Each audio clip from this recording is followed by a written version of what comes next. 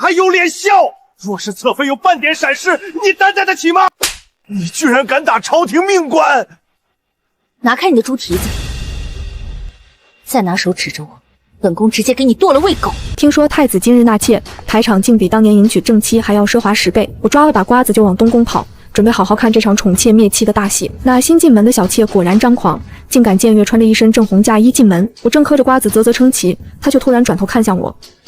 这位就是独守空房多年的姐姐吧？果然端庄沉稳，一看就是个能容人的正室。我愣了一下，还没来得及开口，她突然抓着我的手往自己身上一拽，只听撕啦一声，她那身正红嫁衣的袖口竟被扯破了一道长长的口子。姐姐，你为什么要撕坏我的衣裳？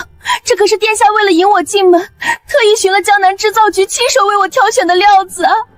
你要是实在容不下我今天绞了头发当姑子去就是了。周围观礼的东宫宾客纷纷对我怒目而视，我人傻了，连瓜子皮都忘了吐。什么独守空房的太子妃，我是皇上才明媒正娶进门3个月，太子的正牌嫡母，当今继后。一个穿着绿袍的胖官员指着我的鼻子，唾沫横飞。你这毒妇！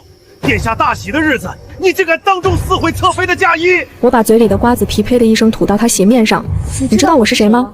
杨大人，您别怪姐姐，是潇潇福薄，不配穿殿下亲手挑的料子。他一边抽噎，一边极其绿茶的往后缩，活像我要活吃了他。好家伙，这演技绝了！不去天桥底下卖艺真是屈才。我看得津津有味，顺手又从袖兜里摸出一把原味瓜子，咔嚓咔嚓磕了起来。周围观礼的东宫宾客彻底炸了锅。有官员说我太猖狂了，一个失宠多年的黄脸婆还在这摆正式的谱。另有官员说我自己不受殿下待见就见不得别人好，殿下就应该废了我。听着这些东宫属臣的破口大骂，我算是彻底明白了，这帮趋炎附势的瞎子压根没见过我这个刚进宫3个月的继后。皇上心疼我不爱宫廷应酬，又是出了名的不认字，特许我免了那些低阶官员的朝见。结果我今天跑来吃瓜，他们真把我当成那个常年卧病在床，连门都不敢出的倒霉太子妃了。我拍了拍手上的瓜子屑，清了清嗓子，刚准备开枪，都是误会，我解释一下可好？他猛地从地上挣扎着爬起来，披头散发的指着那根粗壮的红漆柱子。既然姐姐容不下殿下疼爱我今天就撞死在这里！所有人的目光都投向我，柳潇潇更是哭得梨花带雨，也算是全了姐姐的心愿，也省得惹姐姐碍眼。说罢，他闭着眼睛，像头蛮牛一样就往柱子那边冲。旁边的几个老嬷嬷吓得魂飞魄散，赶紧扑上去死死抱住他的腰，大喊着使不得。我看得差点笑出声，这撞柱子的速度还没那70岁老太太走得快呢。看我还笑得出来，那个胖官员杨大人直接气疯了，他直接冲到我面前，只差没把手指头戳进我眼睛里。你还有脸笑？若是侧妃有半点闪失，你担待得起吗？我脸色一沉，反手啪的一声，一巴掌狠狠扇在他脸上。杨大人被我扇得原地转了半圈，不可置信地瞪着我。你居然敢打朝廷命官！拿开你的猪蹄子，再拿手指着我，本宫直接给你剁了喂狗！姐姐，你打潇潇就是了，何必拿杨大人出去？大殿里讨伐我的声音瞬间掀翻了屋顶，几个胆大的狗腿子官员卷起袖子，想上来按住我献殷勤。我冷笑一声，正准备掀翻桌子大干一场，大殿门外突然传来一声暴喝：谁敢欺负我妹妹？柳潇潇眼睛一亮，她一头扎进男人怀里。你再晚来半步，我就要被这毒妇逼死在这大殿上了！柳通灵一把拦住他，眉头倒竖。他看见柳潇潇袖口那道破口，脸色瞬间黑如锅底。怎么回事？殿下赏你的流云锦怎么破了？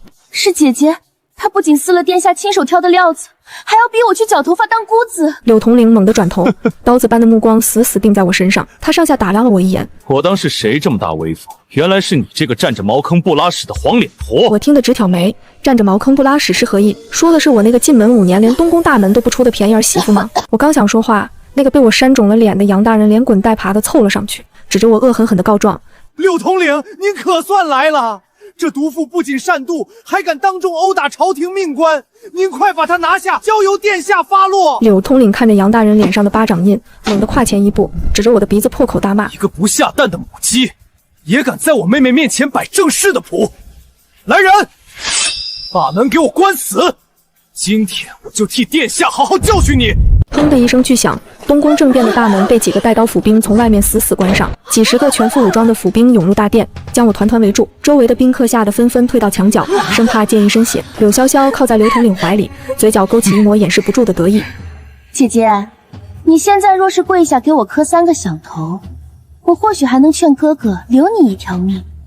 殿下心疼我，怕下面的人毛手毛脚，亲自去司库为我取那只九尾凤钗了。算算时辰也快回来了，若是等殿下回来，看到你这般欺辱我，他定会活活剥了你的皮。磕头，九尾凤钗那可是只有皇后和太子正妃才能戴的制式，这东宫真是从主子到奴才都烂透了。我没理会顶在面前的长刀，转身走到主座旁，在太子的主位上坐了下来。教训我吗？你算个什么东西？大殿里瞬间死寂，所有人都像看疯子一样看着我。柳统领愣了一下，似乎没反应过来。你骂我？骂的就是你这个不知死活的狗奴才，带着兵刃擅闯东宫内里，还敢指着本宫的鼻子大放厥词。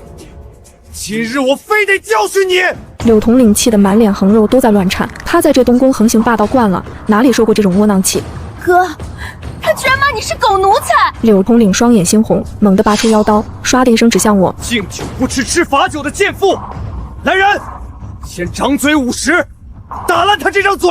两个府兵抽出腰刀，如狼似虎地扑了上来。我抓起岸上的热茶盏，劈头盖脸砸了过去。我看谁敢动！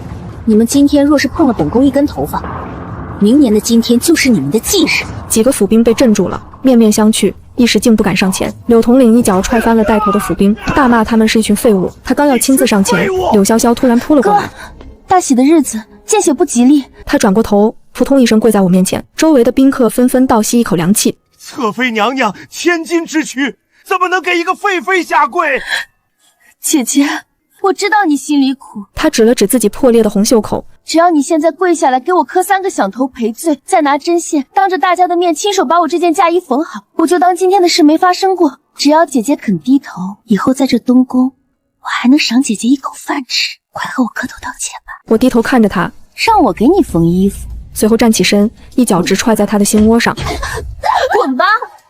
柳潇潇惨叫一声，重重砸在几步外的青砖上。我指着地上的他，一个低贱的外室也敢穿正红嫁衣，按大渊律例，僭越正色是杖毙的死罪。本宫没当场扒了你这尸皮，已经是大发慈悲了。我的肚子，哥，我好疼啊！柳统领的眼睛瞬间红得滴血，他推开挡路的府兵，2步跨到我面前。贱妇找死！他抡起手里沉重的腰刀，刀背带着风声，狠狠砸向我的膝弯。我闷哼一声，重重跪倒在地。还没等我起身，2个5大3粗的府兵冲上来，一左一右死死反剪住我的双臂。我拼命挣扎，却根本无法动弹。柳统领一把死死掐住我的后脖梗，还敢逞强！给我他怒吼一声，双臂猛地往下用力，我的头被他死死往下按。我不肯低头，拼命往上顶，脖梗上的青筋根根倒起。柳正，你今日若敢按下去，本宫定诛你9族！诛我9族？你马上就是一具尸体了，拿什么诛我9族？他再次加重了手上的力道，我的额头被狠狠磕在青砖上，眼冒金星，一丝温热的血从额头上流了下来，划过眼角。柳潇潇在旁边被嬷嬷扶着，发出得意的笑声。周围的宾客冷眼旁观。柳统领一把揪住我的头发，将我的脸强行拉抬起来。今天你不把头磕破，休想活着走出这扇门！血流进眼睛里，我的视线变成了一片暗红。柳潇潇走过来，你真以为你还是高高在上的太子妃？殿下连你的房门都不愿进，你在这东宫连个下人都不如。他伸出脚踩在我撑在青砖上的右手背上，脚尖用力捻了捻。我翻转右手，一把抓住他的脚踝，猛地往旁边一掀。柳潇潇尖叫一声，失去平衡摔在地上。柳正脸色大变，冲过去把柳潇潇扶起来。柳潇潇躲在柳正怀里大哭：哥，他想弄死我！杨大人看准了机会，捂着肿胀的脸凑上前：柳统领，跟他废什么话？刚才他打我那一巴掌，我现在要讨回来。杨大人扬起粗胖的手掌，对准我的脸扇过来。我抬起右腿，一脚直直踹在他圆滚滚的肚子上。杨大人惨叫一声，像个肉球一样滚了出去。反了，这毒妇疯了！柳正彻底被激怒了，他一把揪住我的衣领，将我整个人往上提。我最后问你一次，磕还是不磕？我盯着他放大的脸，张开嘴，一口混着血水的唾沫直接啐在他脸上。我磕你祖宗！大殿里瞬间死寂，柳正愣住了，他抬手抹了一把脸上的血水。贱人找死！他一把将我重重摔在地上，反握刀鞘对准我的脸。你这张脸，老子今天就给你毁了，看你以后还拿什么跟潇潇争宠！就在刀鞘即将落下的瞬间，太子驾到！我无力地瘫坐在角落里，长发散乱，遮住了满是血污的脸。大殿内所有人齐刷刷跪了一地拜见太子。一个穿着明黄蟒袍的人影大步跨入殿内。柳潇潇眼睛一亮，连滚带爬的迎了上去。姐姐容不下我，当众撕了我的嫁衣，还要打杀了我哥哥和杨大人。潇潇气不过，哥哥和杨大人也看不下去，就帮殿下稍微教训了他一下。姐姐现在瘫在角落里，装死呢。殿下可千万别被他骗了。教训的好，太子，你要不看看我是谁？披头散发和个棋子一样，真是丢姑的脸。殿下，他就是想让你念在他是正室的份上放过他。我知道我身份没姐姐金贵，但姐姐未免也太过分了。殿下要为我做主啊！娶了你这个毒妇，真是孤倒霉。殿下别气坏了身子，潇潇会心疼的。还是潇潇好。他将怀里的紫檀木盒递给柳潇潇，柔声安抚：你受委屈了，这是姑亲自为你取的九尾凤餐。一个不下蛋的弃妇，也敢在姑的东宫撒野。姑念着旧情没动你，你倒蹬鼻子上脸了。来人，拿笔墨来，姑今日写下休书，把这毒妇乱棍打出东宫。周围的宾客纷纷露出幸灾乐祸的笑容，杨大人和柳正更是满脸得意，等着看我被扫地出门。我慢慢从角落里站了起来，将遮在面前的散发一点点拨到耳后，露出了那张还在淌血的脸。太子慎言，你方才说你要休了谁？太子顺着我的声音看了过来，我们的视线在空中交汇的那一刻，他如同遭到雷击，瞳孔瞬间扩大。太子手里的紫檀木盒砸在地上，四分五裂，九尾凤钗滚了出来。柳潇潇满脸心疼道：殿下，您怎么连盒子都拿不稳了？他走过去想捡凤钗，柳正也凑上前。殿下息怒，臣这就把这狒狒拖出去打死，免得脏了您的眼。太子浑身发抖，猛地转身，他反手一掌，狠狠扇在柳潇潇脸上，清脆的耳光声盖过了大殿内的嘈杂。柳潇潇被扇得扑通一声摔在地上，他捂着脸懵了。太子没理他，他抬起一脚正中柳正的胸口，柳正轰然倒飞出去，一口鲜血喷了出来。做完这些，太子双腿一软跪了下来，他直挺挺地跪在我面前，头重重磕在青砖上，满含愧意。而臣叩见母后。大殿内死一般的寂静，杨大人的眼皮一翻，直接吓晕了过去。柳潇潇连哭都不记得了，只是瞪大着眼睛看着跪在地上的太子。我拿帕子随意按住额头上的伤口。太子，你这东宫的门槛，本宫算是见识了。太子浑身抖得像筛糠，忏悔道：母后恕罪，儿臣不知母后驾临，我居高临下看他，不知。我缓缓道：不知本宫身份，就可以纵容一个贱妾穿着正红嫁衣耀武扬威吗？就可以由着一个侍卫统领对当朝皇后动用私刑吗？我把染血的帕子砸在太子脸上，冲撞皇后，僭越逼宫，按大渊律例，该当何罪？跟着太子一同进来的礼部老尚书，此刻终于看清了我的脸，他吓得立刻跪伏在地，声音发颤，按律当诛九族。柳潇潇被吓疯了，他手脚并用地爬向太子。殿下，您在开什么玩笑？她明明是那个不下蛋的太子妃啊，怎么可能是皇后？太子一脚踢开他，闭嘴！这是父皇新立的继后，当朝皇后。柳潇潇瘫在地上，脸色瞬间惨白如纸。他终于反应过来自己踢到了什么铁板，他拼命磕头，额头砸在碎瓷片上，鲜血直流。娘娘饶命，妾身有眼无珠。我走上前，居高临下的看着他，你刚才不是说只要我给你磕3个响头，就赏我口饭吃吗？柳潇潇抖如筛糠，抬起手连连扇自己耳光，妾身该死，妾身嘴贱。太子爬上前，还想试图求情。太子牵出一抹讨好的笑，他抓住我的衣摆哀求：母后，潇潇他出身乡野，不懂规矩，求母后网开一面。礼部老尚书突然抬起头，厉声呵斥：太子殿下，皇后受辱，血溅东宫，此乃动摇国本的大罪，殿下还要包庇一个贱妾吗？太子被老尚书对得哑口无言，我根本不想理会太子。我的贴身侍卫带着一队御林军，此刻终于跨入大殿。我指着地上呕血的柳正道：把这个以下犯上的狗奴才拖出去乱棍打死，把这个僭越正色的贱妾扒了嫁衣打入死牢，秋后问斩。柳正发出绝望的惨叫：殿下救我，潇潇救我！几个御林军扑上去，像拖死狗一样把他往外拖。柳潇潇直接瘫软在地，被侍卫粗暴地架了出去。殿外传来柳正绝望的惨叫声，沉闷的乱棍击打声混合着骨头断裂的闷响，响彻东宫。不到半炷香，声音彻底消失。一个小太监跑进来复命：娘娘，柳统领没气了。太子猛地闭上眼，双手紧紧攥成拳头，手背上青筋暴起。我冷冷瞥了他一眼，转头看向被压在地上的柳潇潇。柳潇潇身上的正红嫁衣已经被扒了下来，只剩下一件单薄的中衣。我扶了扶袖子道：脱下去，秋后问斩。2个御林军架起瘫软如泥的柳潇潇，往外就走。太子猛地抬起头，眼里闪过一丝疯狂，他突然从地上站了起来，大步拦在御林军面前。他指着柳潇潇的肚子，声音拔高：母后，这贱妾虽然罪该万死，但她肚子里已经怀了儿臣的骨肉。大殿内再次陷入了死寂。礼部老尚书的脸色瞬间变了，如果涉及皇家血脉，就算是皇后也不能轻易处死一个孕妇。柳潇潇双手护着肚子，凄厉地哭喊起来：殿下，妾身死不足惜，可怜咱们的孩子，还没看一眼这个世界啊！太子心痛地将他扶起来，他转头看向我，语气里带着毫不掩饰的怨毒。母后，您明知道她怀了皇嗣，却执意要在今日将她处死，您究竟是想惩治僭越，还是想断了姑的香火吗？我看着他们两人精湛的演技，忍不住想鼓掌，好一招釜底抽薪。我刚想说话，殿外突然传来一阵整齐划一的脚步声，不是我的御林军，而是东宫的禁军，成百上千的禁军，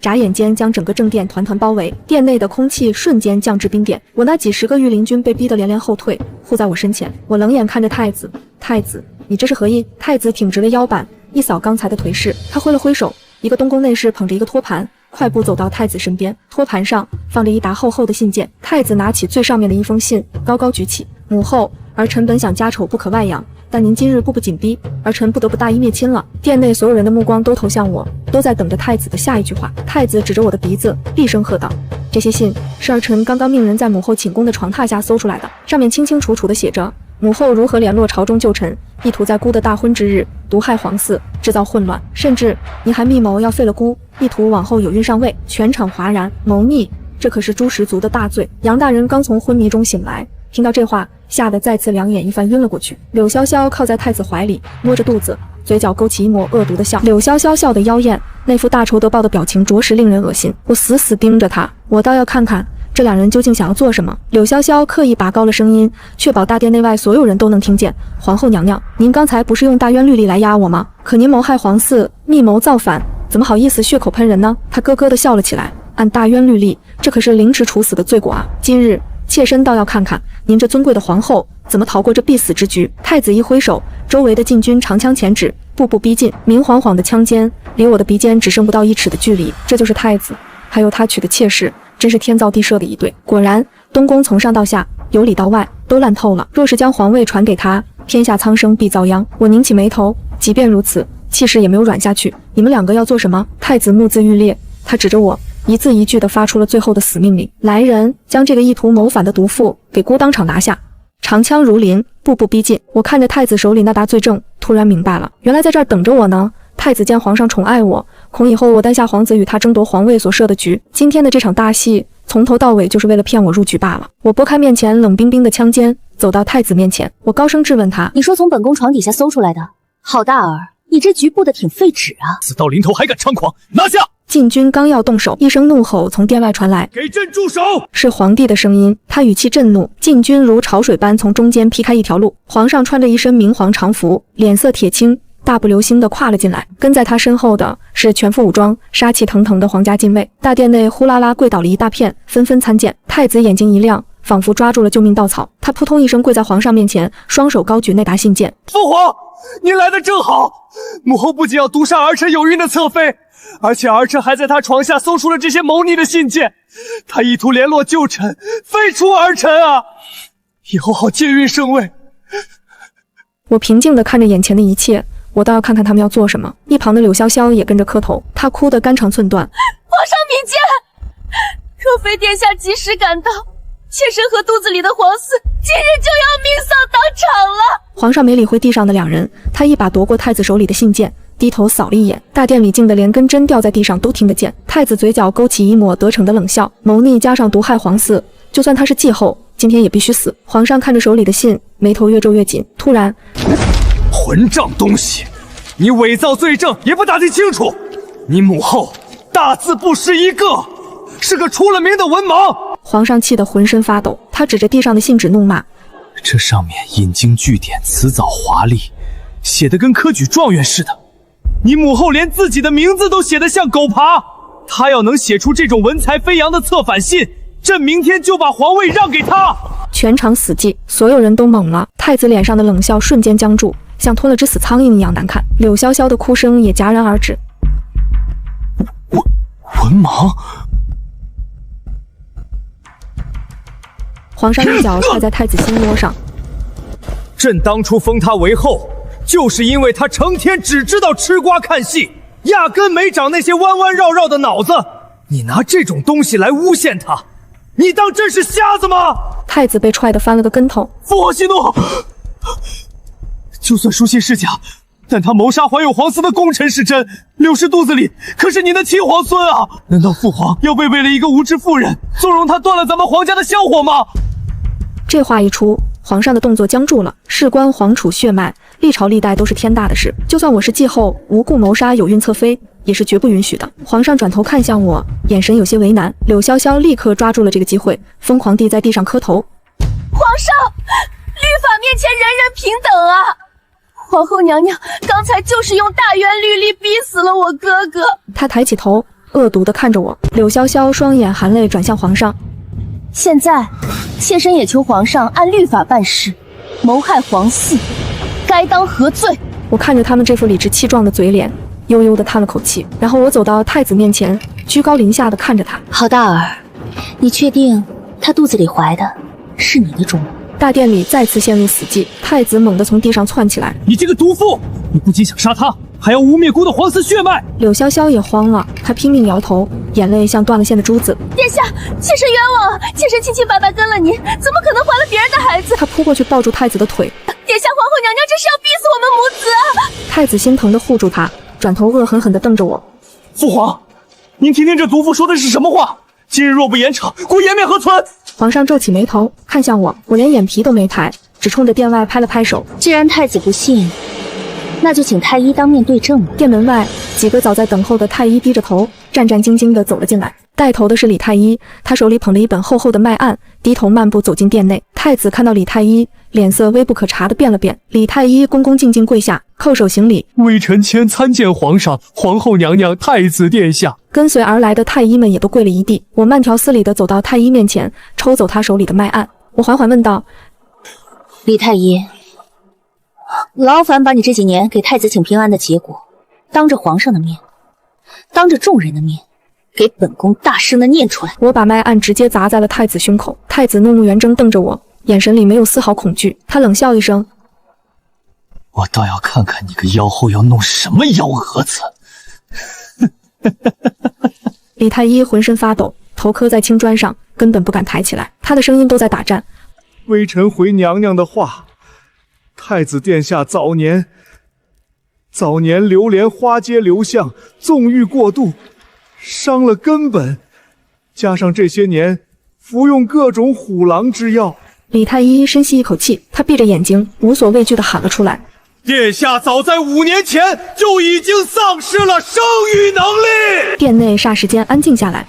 李太医这番话仿佛一道惊雷在大殿中央炸开，太子的脸瞬间失去了所有血色，所有人都不可置信地望向太子。太子瞪大了眼睛，死死盯着地上的脉案，怒声骂李太医：“你胡说八道什么呢？”他冲上去一脚踹翻了李太医，指着他怒吼：“你这庸医，你竟敢收买人心，跟着毒妇一起污蔑姑！姑要杀了你！”太子拔出旁边禁军的腰刀，怒气冲冲挥刀向我：“放肆！来人啊，快给朕按住太子！”我抬起衣袖，掩嘴轻笑，几个禁卫立刻上前，死死按住了发狂的太子。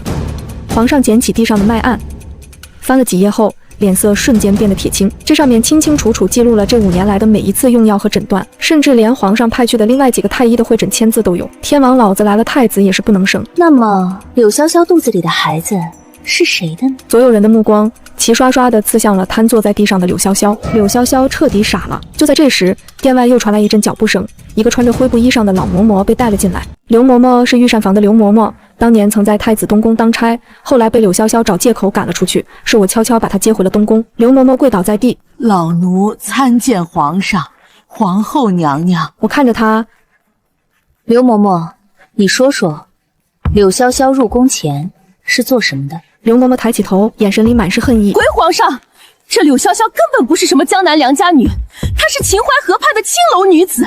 当年她在秦淮河边伺候过不少男人，后来怀了孕，不知怎么就攀上了太子殿下，谎称是良家女入宫。”柳潇潇尖叫起来：“老太婆，你胡说八道什么？你血口喷人！老奴没有胡说，老奴当年在东宫当差，亲眼看到她偷偷给宫外送信，还见过她和一个陌生男子在御花园私会。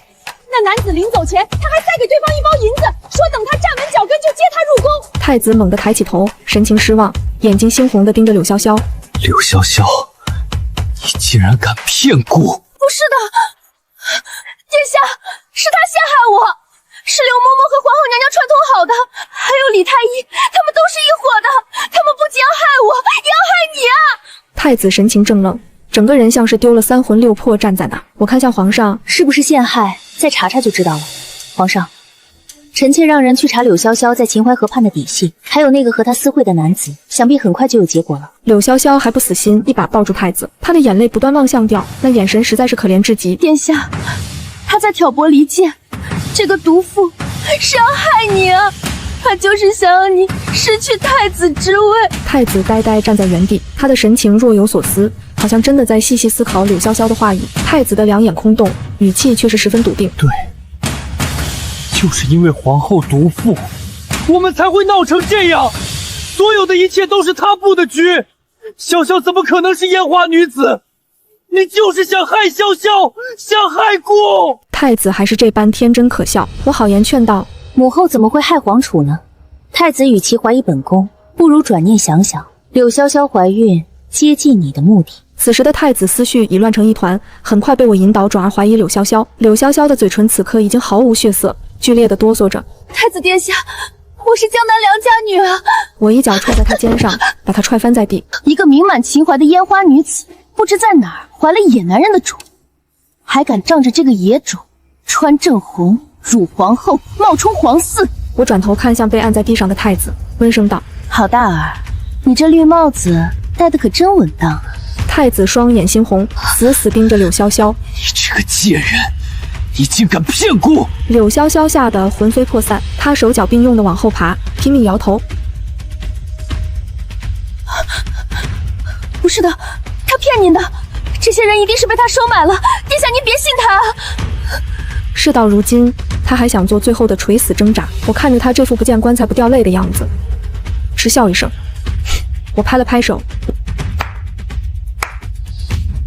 来人，把那个死人给我带上来。太子猩红着眼，死死盯着殿门。大殿门外传来一阵沉重的脚步声，两个御林军架着一个血肉模糊、几乎看不出人形的男人走了进来。扑通一声，男人像一滩烂泥一样被扔在青砖上，满殿哗然，议论声不断。太子看着那个本该死透的柳正，眼珠子都快瞪出来了。他不可思议道：你没死！我走到柳正面前，柳统领，你妹妹肚子里那个皇嗣，到底是谁的种？柳正趴在地上，剧烈的咳嗽着，每咳一下，嘴里就涌出一口鲜血。他看了一眼满脸惊恐的妹妹，又看了一眼被按在地上的太子，他心里清楚，这是他最后活命的机会了。我妹妹在秦皇河畔伺候了多少个恩客，她自己都数不清。她肚子里的那个的确是野种。当时我们只是想随便找个接盘的冤大头罢了，只是没想到，堂堂大冤太子竟然蠢到连这都信。太子不可置信的摇头，他大口喘气。怎么会这样？怎么会这样？门外侍卫的禀报声传来：启禀皇上，已经抓到了关键性证人。殿外传来脚步声，两个侍卫押着个白衣书生进来，衣袍沾泥，正是柳潇潇的情人沈燕青。柳潇潇见他，瞬间破防，他也忘了为自己争辩，挣扎着要扑过去。沈郎，你怎么会来？他们没打你吧？沈燕青看到他满身血污、发髻散乱的模样，眼眶通红。潇潇，是谁害你这般模样？柳潇潇看着他真挚的眼神，再看看太子那副惨白扭曲的脸，所有伪装轰然崩塌。他捂着脸嚎啕大哭。沈郎，我怀的其实是你的孩子。那夜我没有喝避子药。他哭得撕心裂肺。我本想站稳脚跟就接你进来，可我没想到会走到这一步，是我没用。沈燕青含泪摇头，不，你已经做得很好了，是我没用，一直考不上功名，害得你要为我奔波。一旁的太子浑身一震，双腿一软瘫在地上。他看着柳潇潇，眼神只剩一片死寂的绝望。孤竟被你骗得如此彻底。我在一旁啧啧叹道，真是一对苦命鸳鸯啊！皇上怒喝一声，够了，一对不知廉耻的狗男女，可还有什么遗言？柳潇潇突然疯狂大笑起来。柳潇潇气急攻心，吐出一口血沫，他狂笑道，我们兄妹就是想借着这个野种混淆皇室血脉，等着孩子生下来，将来这大渊的江山就是我们柳家的了，哈哈哈哈！到时候我和沈郎也就可以享福了。全场死寂，仿佛连空气都凝固了。这不仅是谋害皇嗣，这是赤裸裸的篡位。太子发出一声歇斯底里的咆哮，他猛地挣开禁卫的钳制，像一头发狂的野兽一样扑向柳潇潇。他一把掐住柳潇潇的脖子，将他狠狠按在地上。你竟敢骗姑！你竟敢拿个野种来侮辱姑！姑杀了你！姑要杀了你！柳潇潇被掐得直翻白眼，双手死死扒着太子的手背，拼命挣扎。放手！谁来救我？沈燕青和柳正扑上来，四人扭打在一起。我冷眼看着这一切，退回到了主位旁。皇上他气得浑身发抖，指着地上扭打的三人，脸都憋着了，把他们给震拉开。几个禁卫一拥而上，将发狂的太子和几乎断气的柳潇潇强行分开。皇上大步走到太子面前，凝视着他。皇上扬起手，朝着太子扇去，一记响亮的耳光狠狠抽在太子脸上，太子被打得偏过头去，嘴角溢出鲜血。皇上指着他的鼻子，破口大骂：“你这混账东西！为了一个低贱的青楼女子，连自己不能生育都不知道！”皇上胸口剧烈起伏，转头扫视全场，他清了清嗓道：“传朕旨意，废黜太子之位，圈禁宗人府，永世不得放出。”太子浑身一软，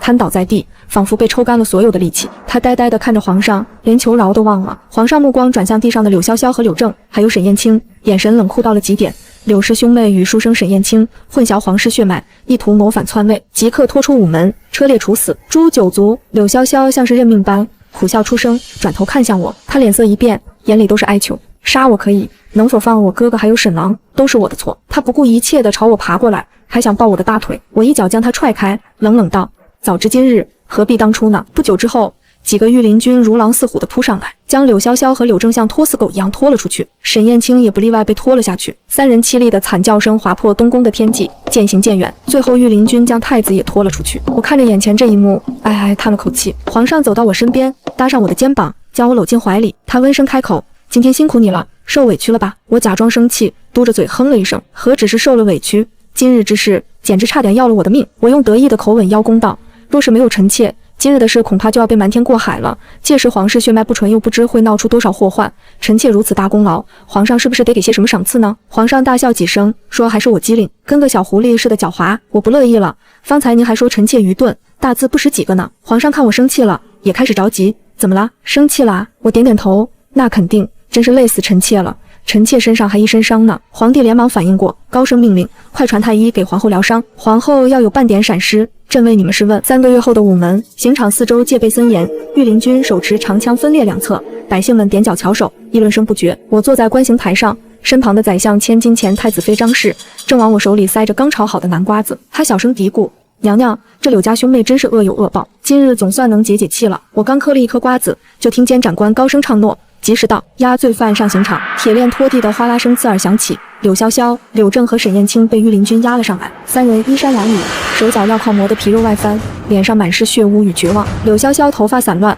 路过观刑台时突然挣脱侍卫，疯了似嘶吼：“我不甘心，都是皇后，都是因为她这个毒妇！”侍卫反手一巴掌扇在他脸上，打得他嘴角淌血，踉跄着跪倒在地。柳正梗着脖子瞪着观刑台，却被堵了嘴，只能发出呜呜的怒嚎。沈燕青则低着头，长发遮住脸，神情麻木。监斩官展开圣旨，高声宣读罪状：罪犯柳正、柳潇潇、沈燕青混淆皇室血脉，意图谋反篡位，罪大恶极，判处车裂之刑，柳氏9族连坐，即刻行刑。话音刚落，4辆马车被御手赶到刑场中央，3人被分别绑在马车后。随着一声令下，御手扬鞭催马，4匹马朝着4个方向狂奔而去。围观百姓有的吓得捂眼尖叫，有的咬牙切齿的唾骂，还有的暗自叫好。我面无表情地看着这一切，手里的瓜子停在半空。张氏脸色发白，却还是硬着头皮道：“这就是作恶的下场，娘娘不必心软。”我缓缓点头，将瓜子扔进嘴里，罪有应得罢了。观刑结束，我和张氏乘轿回宫。路上，张氏感慨道：“离了东宫那泥潭，我这身子倒是越来越好了。